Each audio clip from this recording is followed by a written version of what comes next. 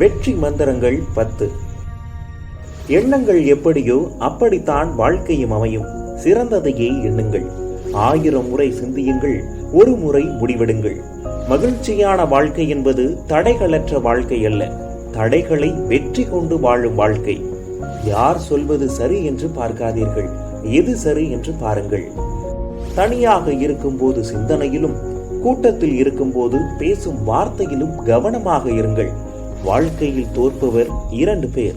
ஒருவர் யார் பேச்சையும் கேட்காதவர், இன்னொருவர் எல்லோருடைய பேச்சையும் கேட்பவர். என்ன செய்கிறோம் என்பதை விட எப்படிப்பட்ட நினைப்புடன் செய்கிறோம் என்பதை முக்கியம். நேர்மறையாக நினையுங்கள்.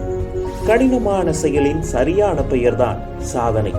சாதனையின் தவறான விளக்கம்தான் கடினம்.